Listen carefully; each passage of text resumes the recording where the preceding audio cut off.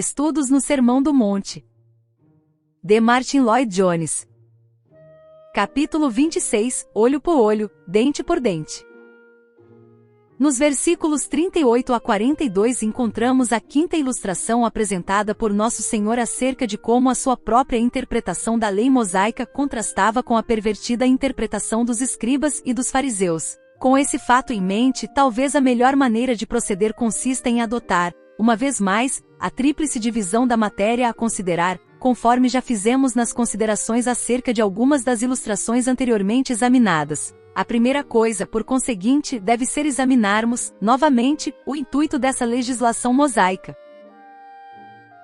A declaração do Velho Testamento, olho por olho, dente por dente, aparece nos trechos de Êxodo 21.24, Levítico 24.20 e Deuteronômio 19.21. Essa declaração foi feita aos filhos de Israel por intermédio de Moisés, e a coisa mais importante que precisamos fazer agora é determinar o motivo pelo qual esse preceito foi outorgado.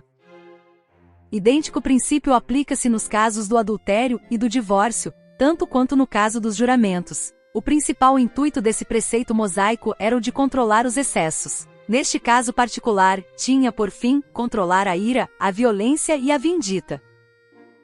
Não há necessidade alguma de elaborarmos esse ponto, porque, infelizmente, todos estamos familiarizados com o mesmo. Todos nos temos tornado culpados desse pecado. Se qualquer malefício for feito contra nós, o revide faz parte de nosso instinto natural. E não só isso, mas também queremos acrescentar do que é justo, nesse revide. Era isso que homens e mulheres faziam naqueles dias, e é o que continuam fazendo até hoje. Basta uma pequena ofensa para que a pessoa ofendida procure tirar vingança, incluindo danos físicos ao ofensor, podendo até mesmo tirar-lhe a vida. Toda essa tendência para a ira e para a cólera, para a retribuição e para a retaliação encontra-se no âmago mesmo da natureza humana. Não é apenas a natureza que se caracteriza pela lei das presas e ganas sangrentas, mas a própria humanidade assim se caracteriza. Consideremos as crianças, por exemplo.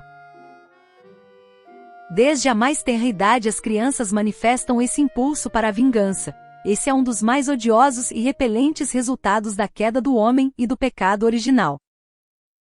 Ora, essa tendência estava se manifestando entre os filhos de Israel, e há exemplos da mesma que nos são fornecidos nas páginas do Antigo Testamento. Portanto, a finalidade desse preceito mosaico foi o de controlar e reduzir esse pendor para a mais caótica condição, devolvendo certa ordem à sociedade dos homens.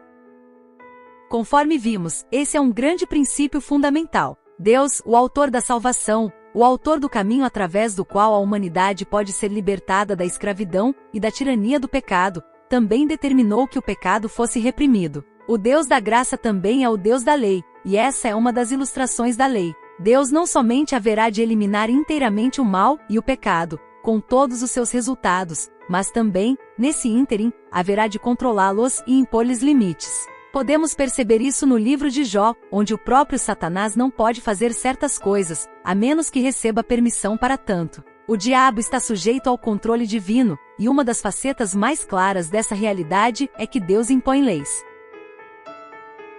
Deus estabeleceu o presente preceito, o qual insiste que essas questões precisam ser controladas por um certo princípio de igualdade e equidade. Por conseguinte, se um homem chegasse a cegar a outrem, não deveria ser morto por esse motivo. Antes, seria olho por olho. Ou então, se viesse a arrancar um dente de um seu semelhante, a vítima só tinha o direito de exigir que o ofensor perdesse um de seus dentes. O castigo era sempre equivalente à ofensa, sem jamais excedê-la. Esse é o propósito deste preceito mosaico. O princípio de justiça tem de fazer parte do quadro, e a justiça nunca se mostra excessiva em suas exigências. Deve haver correspondência entre a gravidade do crime e o castigo imposto contra o mesmo, entre o erro praticado e a providência tomada a respeito do erro. O objetivo daquele estatuto da lei não era que a retaliação fosse rigidamente executada olho por olho ou dente por dente, com insistência sobre isso em cada caso. A sua finalidade era apenas evitar esses terríveis excessos, esse terrível espírito vingativo que os homens manifestam, coibindo-o e mantendo-o dentro de limites razoáveis. Porém, quiçá a faceta mais importante da questão é que esse preceito não foi dado para os indivíduos, mas antes, foi dirigido aos juízes, que eram os responsáveis pela lei e pela ordem entre os indivíduos. O sistema de juízes foi estabelecido entre os filhos de Israel, e então, quando surgiam disputas e contendas entre o povo, tudo era deixado ao encargo dessas autoridades responsáveis, a fim de que julgassem as causas. Aos juízes competia averiguar se a justiça estava sendo efetuada olho por olho, e dente por dente, e não mais. Essa porção da legislação mosaica, pois, visava aos juízes, e não aos indivíduos em particular e tal, e qual se vê também na maioria dos modernos códigos legais. A lei é executada pelos magistrados ou juízes, isto é, por aqueles a quem a nação incumbiu dessa tarefa. Esse era o princípio em pauta, e isso retrata bem o preceito mosaico que estamos considerando. O seu principal objetivo era introduzir esse elemento de justiça e retidão em uma situação até então caótica, arrebatando dos homens a tendência de tomarem a lei em suas próprias mãos, agindo como melhor lhes parecesse. No que dizia respeito ao ensino dos fariseus e escribas, a dificuldade central deles é que se inclinavam por ignorar totalmente o fato que esse ensino se destinava exclusivamente aos juízes, mas antes, dele faziam uma questão de aplicação pessoal. E não somente isso, mas também, a sua maneira tipicamente legalista, consideravam como questão de direito e de dever executar, olho por olho, e dente por dente. Para eles, tratava-se mais de um direito sobre o qual deveriam insistir do que algo que servia para restringir os excessos. A perspectiva deles era legalista, pois só pensavam em termos de direitos, uma manifestação da atitude egoísta do ser humano. Portanto, tomavam-se culpados de dois erros quanto a esse particular. Transformavam uma injunção negativa em um mandamento positivo, e além disso, interpretavam-na e executavam-na eles mesmos. E ainda ensinavam outras pessoas a agirem dessa maneira, em vez de providenciarem para que a execução desse preceito fosse uma prerrogativa dos juízes, que eram os responsáveis pela lei e pela ordem. Foi à luz desse pano de fundo que nosso Senhor apresentou este ensino. Eu, porém, vos digo, não resistais ao perverso. Mateus 5,39, com as demais afirmações que se seguem.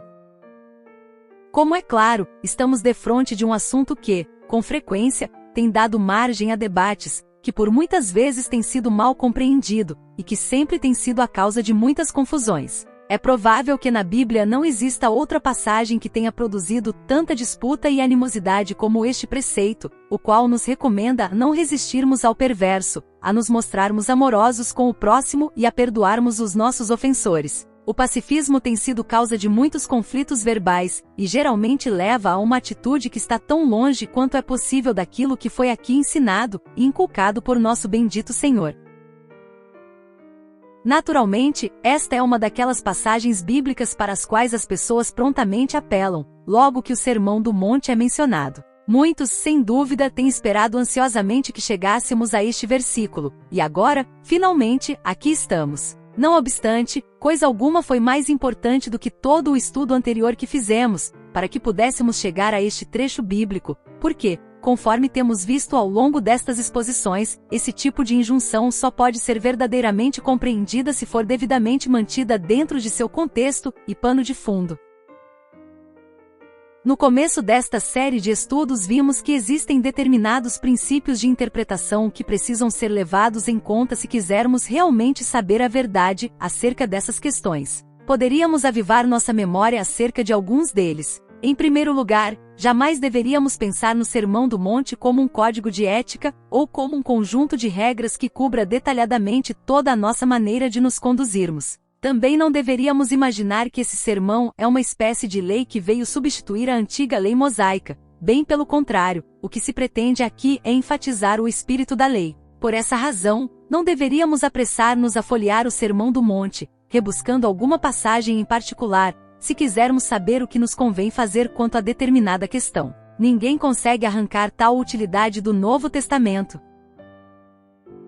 Não é de fato uma tragédia que nós, que estamos sob o palio da graça, sempre parecemos querer meter-nos debaixo da lei? Perguntamos uns dos outros, qual é o ensino bíblico exato a respeito desta ou daquela questão? E então, quando não podemos receber um sim ou um não como resposta, a nossa tendência é dizer, tudo isso parece tão vago e indefinido. Em segundo lugar, esses ensinamentos jamais deveriam ser aplicados mecanicamente, como se tivéssemos aqui uma lista de assuntos classificados. O que conta é o espírito e não a letra. Não que pretendamos depreciar a letra, mas o que nos cumpre enfatizar é o espírito desse ensinamento. Em terceiro lugar, se a nossa interpretação chegar a fazer esse ensino parecer ridículo, ou se ela conduzir-nos a alguma posição ridícula, então, como é evidente, a nossa interpretação laborará em erro. No entanto, há muita gente que se toma culpada desse erro. O princípio que vem a seguir é este: se a nossa interpretação fizer com que esse ensino pareça impossível, então ela também estará em erro. Nosso Senhor jamais ensinou qualquer coisa impossível. Há pessoas que interpretam de tal maneira certos elementos do Sermão do Monte que a sua interpretação é necessariamente falsa. Mas todos os ensinos aqui constantes visam a nossa vida diária. Em último lugar, cumpre-nos relembrar que se a nossa interpretação, sobre qualquer dos aspectos deste sermão, contradiz o claro e óbvio ensino das Escrituras, conforme se pode depreender de outros pontos da Bíblia, então, uma vez mais, é óbvio que a nossa interpretação saiu pela tangente. As Escrituras precisam ser confrontadas com as Escrituras. Não há contradição alguma dentro do ensino bíblico. Com essas verdades em mente, consideremos o que nosso Senhor ensina aqui. Disse ele: Eu, porém, vos digo, não resistais ao perverso. Mas os escribas e fariseus insistiam: olho por olho, dente por dente. O que está envolvido nisso? Inevitavelmente precisamos começar o exame pelo aspecto negativo, o que, no caso desta afirmação, não deve ser entendido literalmente. Sempre haverá pessoas que digam: o que eu quero dizer é o seguinte, precisamos aceitar as Escrituras exatamente como elas são, e a Bíblia diz: não resistais ao perverso. Isso é tudo, e nada mais precisa ser dito. Por enquanto, não podemos ventilar toda essa atitude referente à interpretação das Escrituras, porém, de modo algum seria difícil mostrar que, se isso tivesse de ser posto em execução em cada situação, haveríamos de chegar a uma interpretação que não somente é ridícula, mas também impossível. No entanto, tem havido algumas personagens famosas, na história da Igreja e do pensamento cristão, que têm insistido que precisamos interpretar dessa forma a presente declaração. Talvez nenhum outro homem tenha influenciado mais poderosamente a maneira de pensar dos homens, a respeito dessas questões, do que aquele grande escritor, Conde de Tolstói. Ele era um daqueles que diziam que essas palavras de Nosso Senhor precisam ser entendidas literalmente. Asseverava ele que dispor de exércitos, de força policial e mesmo de magistrados é algo anticristão. E ele insistia em que não devemos oferecer resistência ao perverso, pois o método de Cristo não consistiria em resistir ao mal em qualquer sentido. Tolstói afirmava que essa declaração não tem qualificativos modificadores, que ela não expressa a verdade somente sob circunstâncias especiais. Ela estipula: não resistais ao perverso. Ora, os policiais resistem aos perversos, portanto, não deveríamos dispor de forças policiais. Outro tanto poder se ia dizer a respeito das forças armadas, dos magistrados, dos juízes e dos tribunais de justiça. Não se deveria aplicar qualquer punição aos criminosos. Não resistais ao perverso. Existem outros estudiosos que não chegam à posição extremada de Tolstói. Esses outros afirmam que devemos dispor de magistrados, de tribunais, e assim por diante, mas não acreditam em exércitos, em guerras ou em punição capital. Não acreditam que se deva executar a quem quer que seja, em qualquer sentido, judicial ou não. Você talvez esteja familiarizado com essa modalidade de ensino e de perspectiva, e faz parte da tarefa da pregação e da interpretação das Escrituras rebater essa atitude, quando ela é exposta de maneira honesta e sincera. Para mim, parece que podemos dar resposta adequada a toda essa objeção relembrando, uma vez mais, o contexto e a conexão inteira dessas afirmações. Não se pode enfatizar exageradamente esse ponto. O Sermão do Monte precisa ser aceito em consonância com a ordem ou sequência em que foi pregado e apresentado por Cristo. Esse sermão não começa por essa injunção, e sim, pelas bem-aventuranças. Partindo daquelas definições fundamentais, avançamos a partir delas. Mais adiante veremos a relevância desse fato, porém, antes disso, é mister abordarmos este parágrafo em geral. O primeiro princípio básico é que esse ensino não se destina, nem às nações e nem ao mundo em geral. Efetivamente, poderíamos ir mais adiante e dizer que esse ensino nada tem a ver com o indivíduo que não é crente. Vemos aí a importância da correta sequência de apresentação do material desse sermão. É como se Nosso Senhor tivesse dito àquela gente: é dessa maneira que vocês devem viver. Ora, para quem ele estava falando? Jesus se dirigia àqueles a quem já havia descrito nas bem-aventuranças. A primeira coisa que Jesus disse sobre eles é que eles são humildes de espírito. Em outras palavras, eles são perfeitamente conscientes de sua total incapacidade espiritual. São perfeitamente conscientes do fato que são pecadores, totalmente carentes aos olhos de Deus. São também aqueles que choram por causa de seus pecados. Chegam a compreender o pecado como uma força que, dentro deles, vicia todos os aspectos de suas vidas, e em face disso se lamentam. Também são mansos, neles há um espírito que é a própria antítese da atitude deste mundo.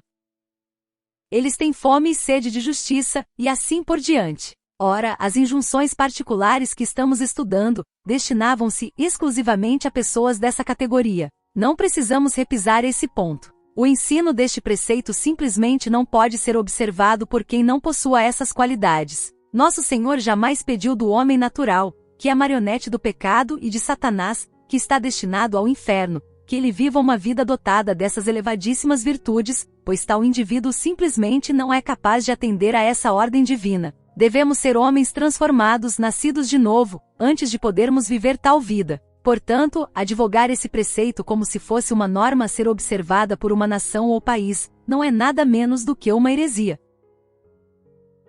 Esse ensino é herético como segue: se solicitarmos de um indivíduo que não nasceu do alto, que não recebeu o Espírito Santo, para que ele viva a vida cristã, então estaremos virtualmente dizendo que um homem pode justificar-se através de suas próprias obras, e isso é heresia. Assim fazendo, estaríamos sugerindo que se um homem concentrar a força da mente sobre essa particularidade, então poderá viver essa modalidade de vida, em virtude de seus próprios esforços. Ora, isso é contrariar frontalmente o ensino inteiro do Novo Testamento. Nosso Senhor fixou a verdade acerca disso de uma vez para sempre, em sua entrevista com Nicodemos. Nicodemos virtualmente estava a ponto de indagar do Senhor: que devo fazer para que me assemelhe a ti? E então, por assim dizer, o Senhor lhe respondeu: meu amigo, não pense em termos do que você é capaz de fazer, pois você nada pode fazer, antes, importa-lhe nascer de novo. Isso posto, exigir conduta cristã da parte de quem não nasceu de novo, e pior ainda, de uma nação ou de um grupo de nações, tanto é algo impossível quanto é algo errado.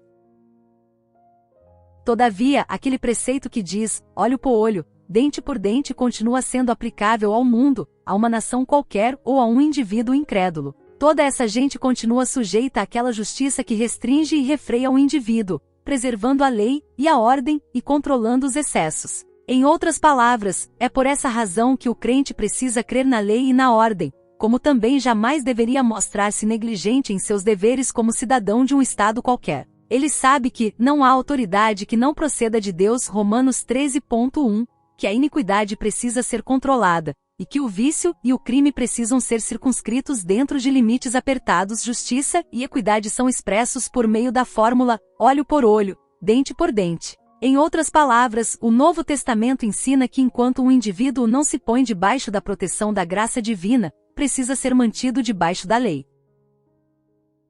É nesse ponto que tem penetrado todo esse caos e toda essa confusão dos dias modernos. Pessoas que não são crentes falam de maneira muito vaga acerca deste ensino de Cristo concernente à nossa vida diária, interpretando-o como se indicasse que não se deveria punir uma criança desobediente, que não deveria haver lei ou ordem, e que primeiramente teríamos de amar a todos, transformando-os em indivíduos suaves e meigos. Mas agora estamos vendo o resultado de todas essas teorias. Tudo não passa de heresia. Pelo contrário, é necessário que impere o preceito que diz, olho por olho, dente por dente, até que haja intervenção do Espírito de Jesus na vida do indivíduo. E então algo bem mais elevado é esperado de nós, mas não antes disso. A lei desmascara o perverso e o mantém sob controle, e o próprio Deus foi quem assim determinou, e todas as autoridades que existem devem executar a vontade divina.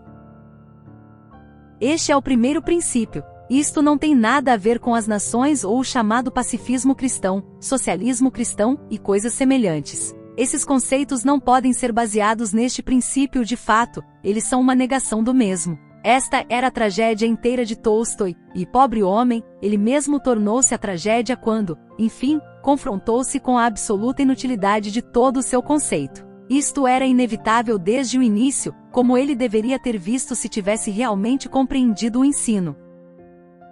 Em segundo lugar, esse ensino, que concerne ao crente individual, e a ninguém mais, só pode ser aplicado a ele, em suas relações pessoais, e não em suas relações como cidadão de seu país. Esse é o ponto crucial de todo esse ensino. Cada um de nós vive, ao mesmo tempo, em diversas relações. Aqui estou como cidadão britânico, em relação ao Estado, ao governo e a outras organizações similares. Sim, mas também mantenho outras relações pessoais, como sejam, com a minha família, com outras pessoas, com os meus amigos, na qualidade de membro da igreja cristã, e assim por diante. Todas essas relações são inteiramente distintas de minha relação geral com a minha pátria, à qual pertenço. Repito, entretanto, que o ensino de Nosso Senhor nesta passagem diz respeito ao comportamento do crente somente no tocante às suas relações pessoais. Na verdade, nesta afirmação de Jesus, as relações entre o crente e o Estado nem ao menos são consideradas ou mencionadas.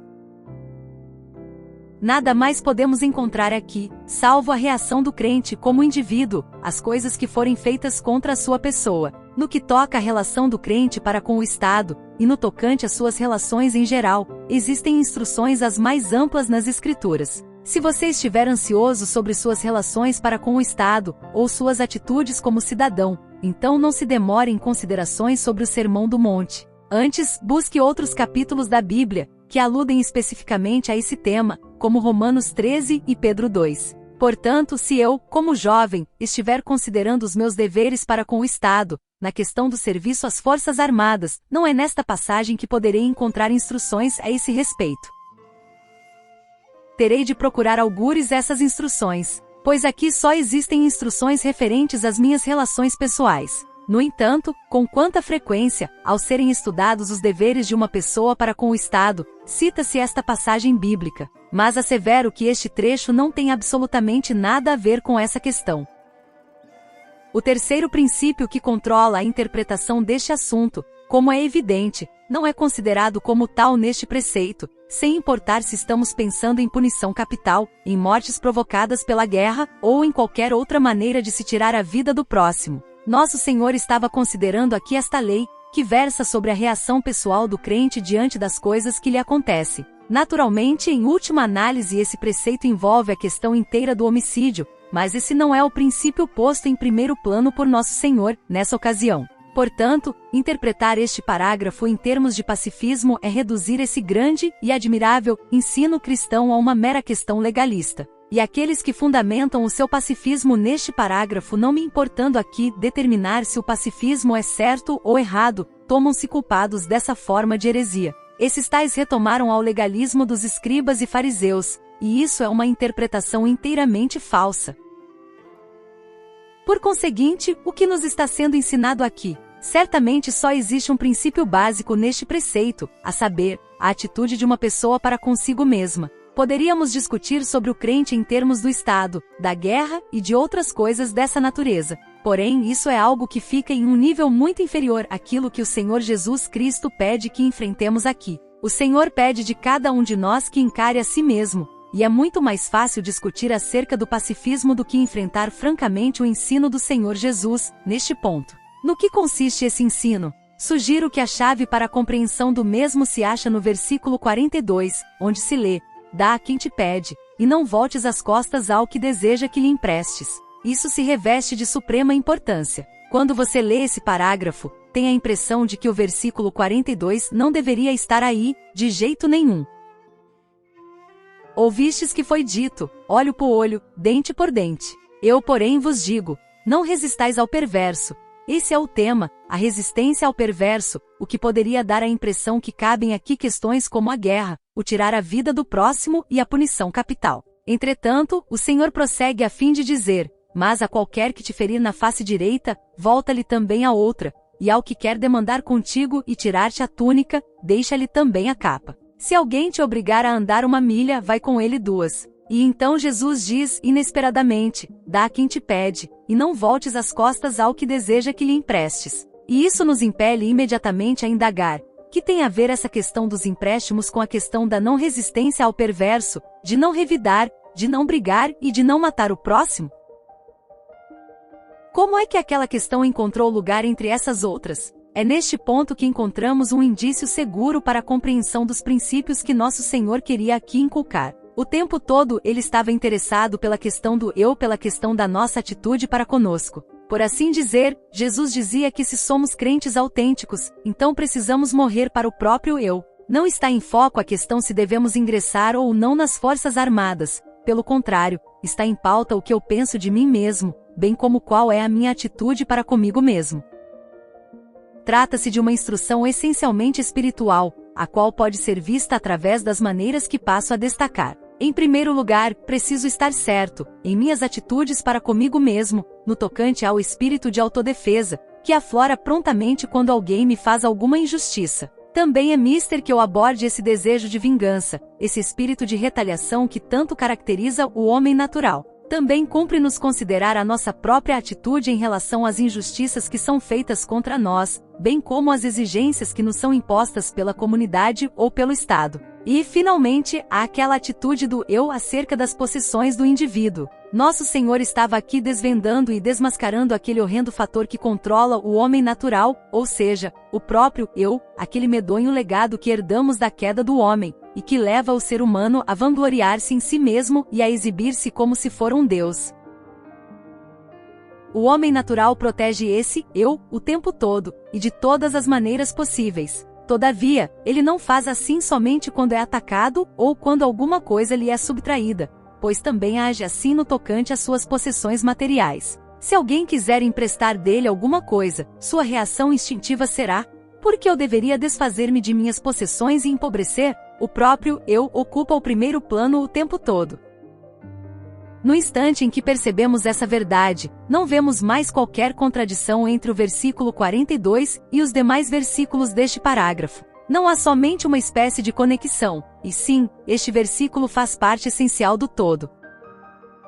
A tragédia dos escribas e fariseus era que eles interpretavam olho por olho, e dente por dente de forma puramente legal, como se fosse algo inteiramente físico e material. Os homens até hoje incorrem nesse erro de interpretação. Eles reduzem esse admirável ensino à mera questão da punição capital, ou então se deveríamos ou não participar da guerra. Mas Jesus Cristo como que respondeu: não é assim.